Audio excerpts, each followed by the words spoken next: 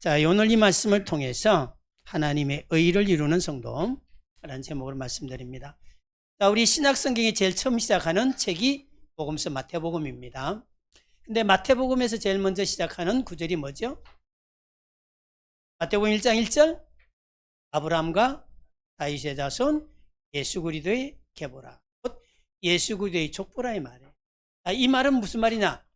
구약에서 그렇게 예언했던 약속이 오늘날 성취됐다라는 선언이에요. 곧 예수 그리스도께서 이 땅에 오셨다라는 선포로 우리 마태복음 시작하고 있습니다. 여러분, 우리 예수님 오심이 바로 마태복음 1장을 우리가 그때 보았듯이 많은 사람, 다양한 사람들을 통해서 그 중에는 썩 자랑하지 못할 여인들까지 포함되어 있죠. 근데 언약을 지녔어요. 그 언약 지닌 다양한 사람들을 통해서 여러 가지 많은 문제, 어려움이 있음에도 불구하고 생명의 사슬을 계속 이어가 가지고 결국은 예수 그리스도께서 이 땅에 오신 거예요. 그렇습니다. 여러분과 제가 우리 생명의 사슬, 우리 육신의 생명의 사슬도 이어가야 되겠지만 영적인 생명의 사슬을 이어가기를 원하고 계시는 걸 우리가 알 수 있지요. 자, 이렇게 해가지고 결국 주님이 오셨어요.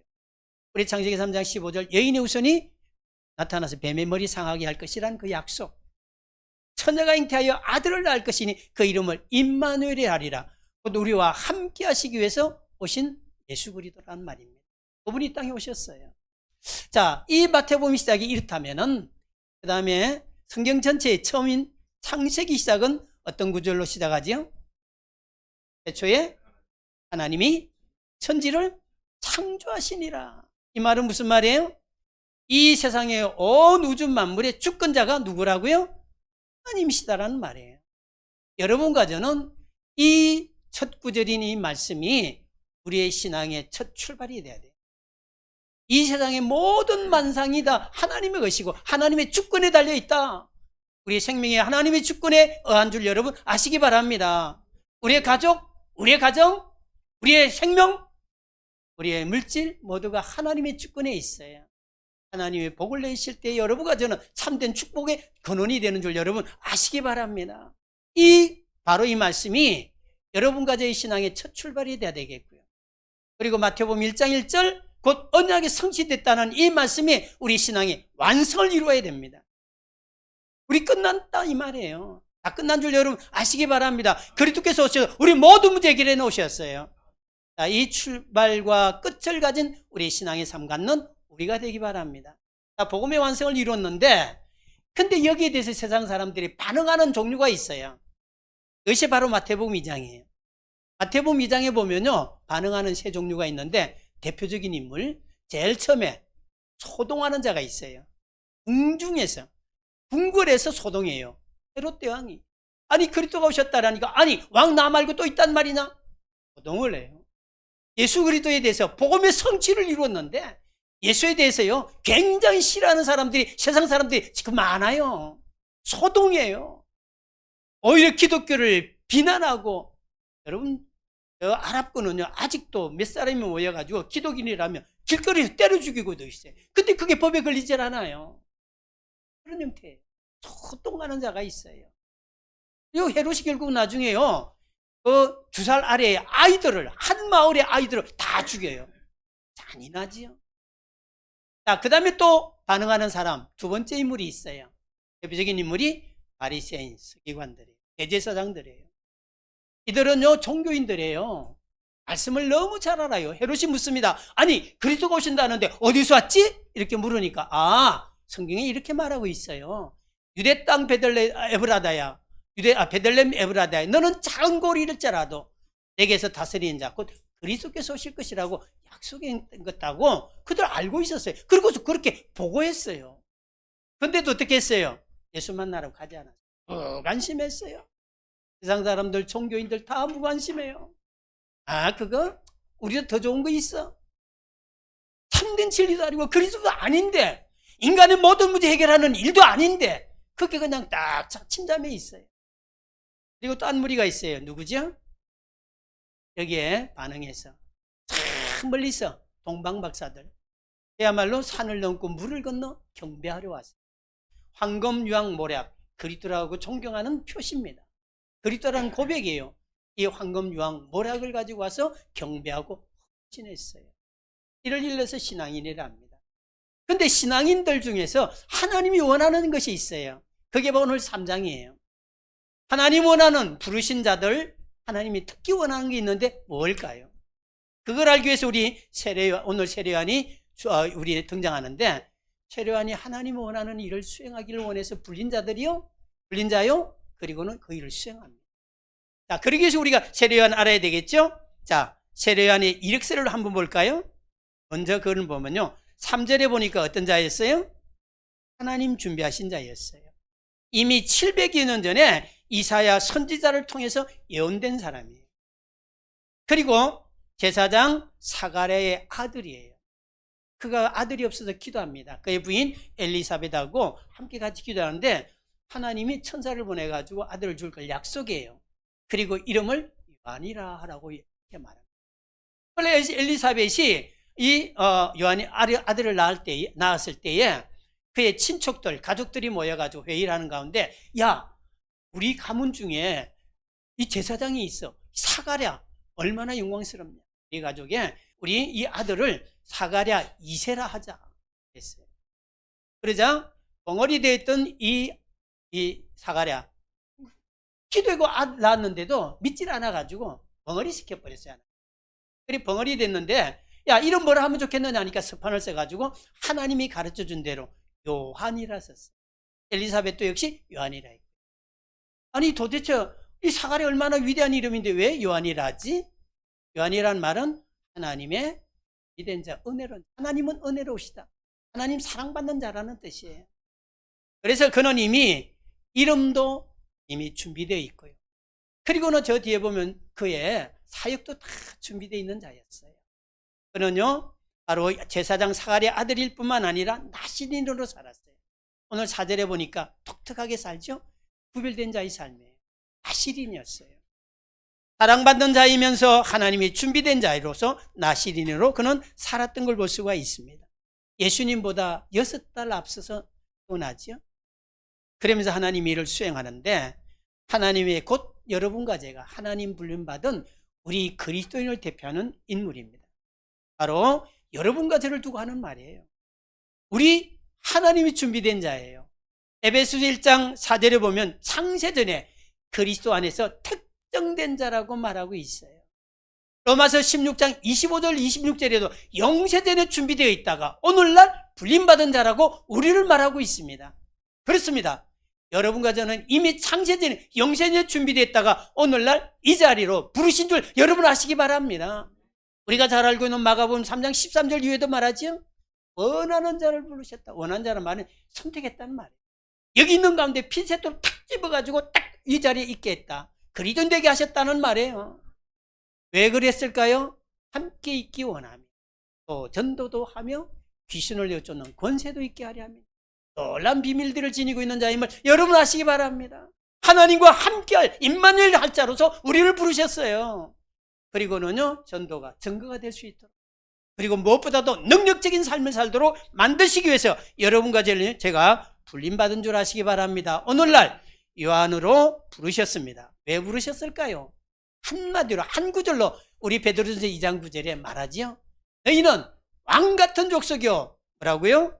택하신 족속이요, 왕같은 제사장이요, 거룩한 백성이요, 그의 소유가 된 백성이니 어두운 데서 불러내 그의 기이한 빛에 들어가게 하신 이 아름다운 덕을 선포하려 하심이니라. 무슨 말이에요? 여러분과 제가 그리스도를 사랑하라고 부르신, 우리를 구원하신 그리스도를 자랑하라고 부르신 줄 여러분 아시기 바랍니다. 오늘날 요한으로 불림받은 여러분과 제가 요한처럼 하나님의 특정자인 점을 알고 하나님의 할 일들을 알고 하나님의 일 사역하는 우리 모두 될 수 있기를 원합니다. 자, 그러면서 우리 요한을 통해서 그리스도인이 신앙정신, 신앙의 자세를 좀 배워야 할 것이 있어요. 세례요한이 고백합니다. 그 고백을 우리가 볼 수 있어야 돼요. 자, 뭐라고 고백하는지 그리스도인이 해야 될 고백인 줄 압니다. 제일 먼저 그는요 얼마나 인기가 많았던지, 야, 우리가 그렇게 고대한 메시아 아니냐? 라고 할 만큼 그때 당시 슈퍼스타였어요. 인기가 짱이었어요. 근데 그는요 이렇게 고백합니다. 아, 나 아니야. 손사래를 치면서 아니야라고 고백해요. 야, 혹시 그리스도 아니냐 할 때, 아, 나 그리스도 아니야. 아는 사람들이 와가지고요, 우리가 그렇게 고대하던 그리스도다 이렇게 할 때 아니다라고 했어요. 자, 그러면은 그들이 얼마나 실망했겠어요. 메시아라고 봤는데 실망한 나머지 혹시 그러면 그리스도가 오시기 전에, 메시아가 오시기 전에 오실 혹시 엘리야가 아니냐? 엘리야가 누구죠? 구약의 능력의 선지자. 그래, 엘리야를 봤던 거예요. 그러자 그가 또 손살이 칩니다. 아니야, 나는 엘리야도 아니야. 그러자 얼마나 실망했던지, 그럼 선지자일까? 선지자 중에 하나일까? 선지자 중에 뛰어난 사람 아니냐? 그러자 그것도 거절합니다. 아니다, 나는 선지자도 아니다. 여러분, 저 같았으면은 그때 당시 슈퍼스타입니까? 그러면 나는 그리스도라고까지는 말하지 못하고, 물론 그리스도다 하나님이라고 말하는 사람이 우리나라에도요 수십 명이 돼요. 참 참담하지. 나중에 하나님께 어떻게 하나님 뵐지 모르겠어요. 그런 사람도 있는 반면에 저는 그렇게까지는 못하겠지만은 그래도 비슷하다, 그 정도 된다 라고 이렇게까지는 좀 하면 말할 수 있지 않을까 싶어요. 왜냐, 누가 추앙해주면 내가 인기 높아지면요 나도 거기에 호응해서 부응했어요. 흥분해서 그냥 막 들뜨는 사람이 우리 인간들 아닙니까? 근데 요한은 안 그랬어요. 나는 아니다. 나는 너희들이 그렇게 환영할 그런 존재가 아니다라고 이렇게 말하고 있습니다. 그러면서 자신을 소개했어요. 자신의 주제 파악을 참 잘한 그는요, 자기 주제 파악을 어떻게 고백하느냐. 나는 그렇다, 나는 기다라고 한 것이 있는데 뭐라고 해서 오늘 3절에 보니까요, 나는 광야에서 외치는 자의 소리꾼이다. 여러분 소리꾼 아시죠? 이 사극에서 보면 잠깐만 납신다, 엎드려라 하고 길을 정리하는 사람. 야, 길을 비켜라, 영의정대가 나가신다 이렇게 하는 이 소리꾼이라, 길을 정리하는 소리꾼이라는 말. 자신을 너무 잘 본 것 같아요. 자, 그 다음에 두 번째 그가 고백합니다. 11절에 뭐라고 고백하죠? 야, 나는 신을 들기도 감당치 못할 자야. 여러 종이 있습니다. 그 가운데서 냄새나는 신발을 맡던 종 중에 가장 낮은 종이라, 쌍놈이라 이 말이에요. 그 인기 슈퍼였던 그가 자기를 그렇게 고백해. 나는 종이야. 그 중에서 가장 낮은 종이야. 그래서 예수님께서는 자기가 가장 낮다고 하니까 예수님께서는 뭐라고 말씀하셨어요? 제 요한을 일러가지고 여자가 낳은 자 중에 가장 크다라고까지 우리 주님이 인정해 주세요. 여러분과 제가 내가 높다라고 고백하면 여러분 아니에요. 내가 낮다, 하나님 앞에 나는 가장 낮은 종이라고 할 때 주님이 높여주시면서 여러분이 여자가 낳은 자 중에, 아니 천국에서 가장 큰 자라고 우리를 일컬을 줄 여러분 아시기 바랍니다. 이런 고백이 여러분과 저에게 있기를 원합니다. 그리고 저 요한복음 3장 30절에 보면요, 또 그런 글을 이렇게 고백합니다. 그는 흥하여야 하겠고 나는 쉬어야 하리라. 무슨 말이냐? 그는 드러내야 되겠고 나는 그의 바로 밑받침대야. 그를 드러내기 위한 하나의 밑받침대다. 이 고백을 하고 있습니다. 요한의 고백이 여러분과 저의 고백이 돼야 될 줄 압니다. 나는 아니다. 항상 겸손하다가 주님이 높여주시는 그 삶을 갖는, 이게 가장 큰 높은 자 아닙니까? 주인이 높여주실 때 당신 높은 자리에 오르십시오, 이것이 높은 자 아니냐 이 말이에요. 나는 내가 높은 자리에 앉아있다가 아니 당신보다 높은 자 있으니 이쪽으로 가십시오. 오히려 얼마나 창피하겠습니까? 주님이 높여주셔야 될 줄 압니다. 그래서 우리는 항상 주님 앞에 겸손해서 주님이 높여주시는 그 삶을 갖는 우리가 되기를 원합니다. 이 세상 거품 같은 세상입니다. 아무리 높아진들 낮은 자임을 여러분 아시고, 이 거품 같은 세상이 아니라 영원한 하나님의 나라에서 높은 자 될 수 있는 우리가 되기를 바랍니다. 그러면서 또 기다, 나는 어떤 자냐? 하나님의 해야 될 역할을 감당해야 될 자다. 유익한 종으로 그리스도 증거하는, 그렇게 해야 될 낮은 종이다. 나를 통해서 그리스도가 증거되어야 될 줄 압니다. 드러나야 될 줄 압니다. 그래서 무엇이라든지 우리의 하나님의 영광이 되는 우리 생이 되기 바랍니다. 사도 바울은 이렇게 고백합니다. 고린도전서 10장 31절 33절에 이렇게 말해요. 그런즉 너희가 먹든지 마시든지 무엇을 하든지 다 하나님의 영광을 위하여 하라. 유대인에게나 헬라인에게나 하나님의 교회에나 거치는 자가 되지 말고 나와 같이 모든 일에 모든 사람을 기쁘게 하여 자신의 유익을 구하지 아니하고 많은 사람의 유익을 구하여 그들로 구원을 받게 하라. 유대인, 신앙인을 말합니다. 헬라인, 불신자를 말합니다. 여러분, 우리 신자에게나 불신자에게나 우리 거치는 자 되지 말아야 될 줄 압니다. 아멘?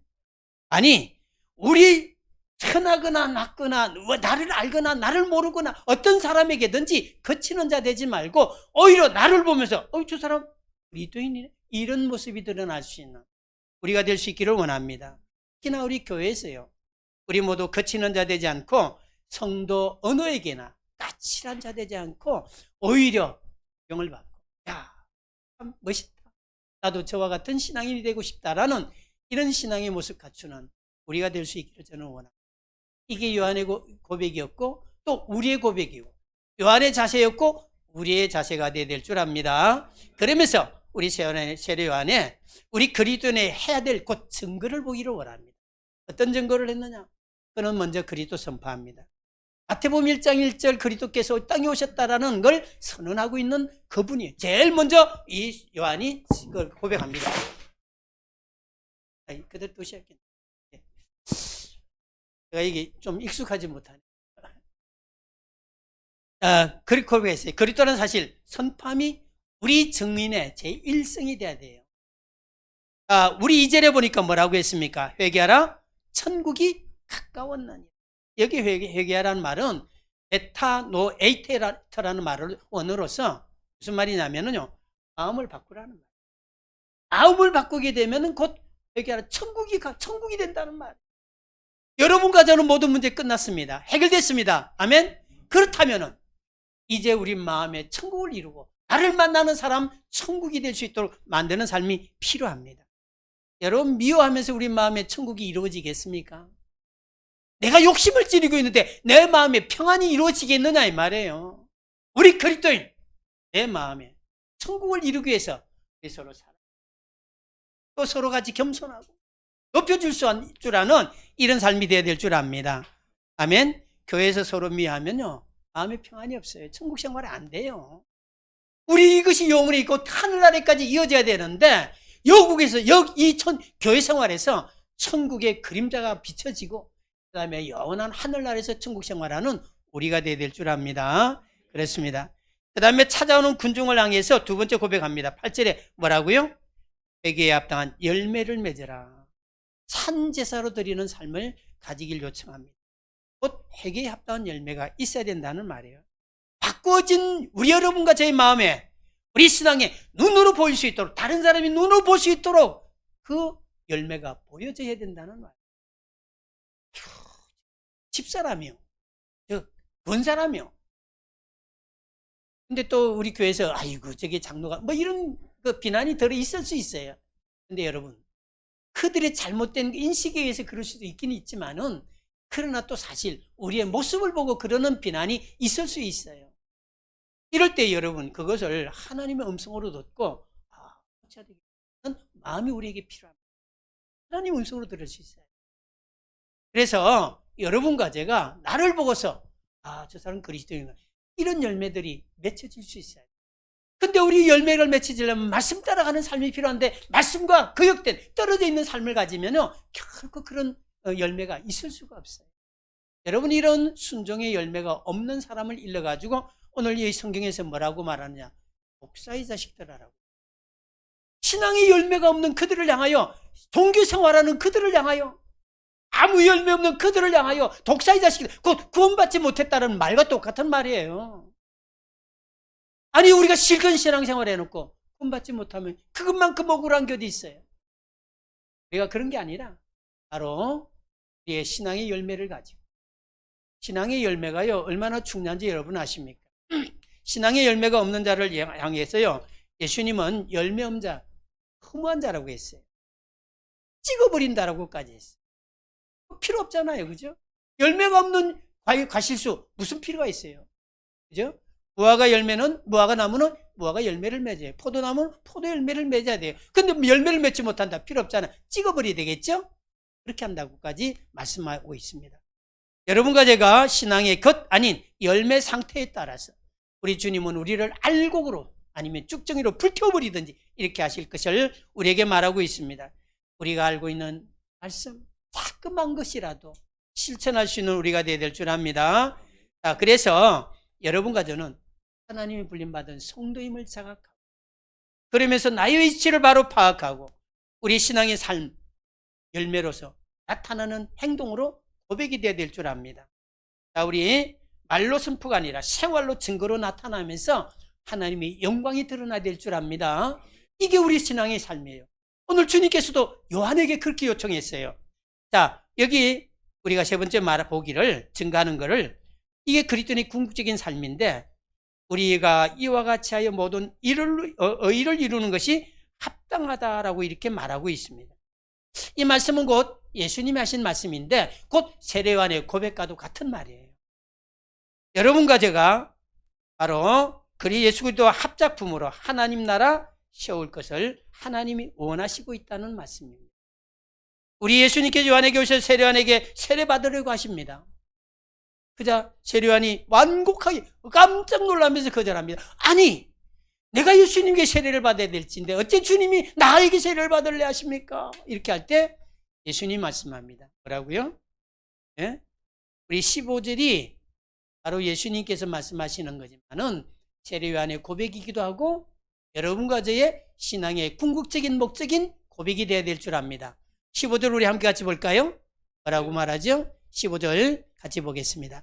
예수께서 대답하여 이르시되 이제 허락하라. 우리가 이와 같이 하여 모든 의를 이루는 것이 합당하니라. 따라 같이 한번 더 합시다. 우리가 이와 같이 하여 모든 의를 이루는 것이 합당하니라. 이와 같이 한다는 말은 무슨 말이냐? 협력하자는 말, 협력하라는 말, 원내세대라는 말이에요. 하나가 돼서 의를 이룬다고 말씀하고 있습니다. 하나님의 소원입니다. 우리 하나님과 함께하면서 하나님 뜻 이루는 우리 성도 되기 바랍니다. 우리 성도들과 하나 되어 하나님의 뜻 이루는 우리 되기 바랍니다. 그리스도로 오신 예수님과 원내세대여 하나님 나라 세워가는 주역되며 모든 의를 이루는 합당한 삶이 되기를 원합니다. 아멘. 우리 주의 임마누엘 교회, 우리 한 몸 된 교회입니다. 한 몸을 이루었어요. 우리 머리는 그리스도입니다.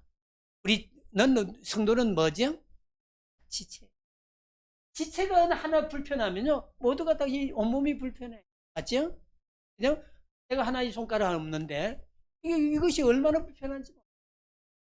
우리 지체 중에 한 사람이 만약에 잘못되면 모두가 불편한 줄 여러분 아시고 원내세대야 될 줄 압니다. 물론 우리 교회는요 혼자 하는 일도 있어요. 그러나 협력하여 같이 어울려 할 때 하나님이 기뻐하시고 의를 이룬다는 사실을 아시기를 원합니다. 여러분, 우리 예수님이 성천하시기 전에 하신 말씀이 있어요. 우리 마태복음 28장 19, 20절 하늘과 땅의 모든 것을 내게 주셨으니 그러므로 너희는 가서 모든 족속으로 제자를 삼아 아버지와 아들과 성령의 이름으로 세례를 주고 내가 너희에게 분부한 모든 걸 가르쳐 지키게 하라. 그 마지막 구절이 뭐예요? 내가 너희와 항상 함께 있으리라. 함께 같이 일하자는 말이에요. 함께 같이 일하기를 주님이 소원하고 있습니다. 우리 함께 같이 일해서 하나님의 뜻을 이루기를 원하고 있습니다. 이 임마누엘 교회 여러분의 지체예요. 여러분의 몸이에요. 여러분 한 사람이 그냥 조금만 아파도 모두 아프듯이 우리 진짜 하나 아프듯이 우리 모두 아파할 줄 알아요. 한 몸인 줄 이런 의식 가지고 사는 한 몸 된 우리 삶이 되기를 원합니다. 아멘. 여기 보세요.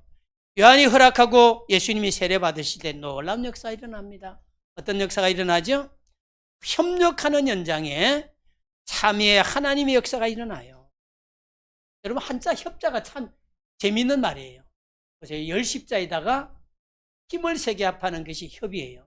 그래도 역자, 힘역자, 협력. 이게 놀라운 역사가 일어나요.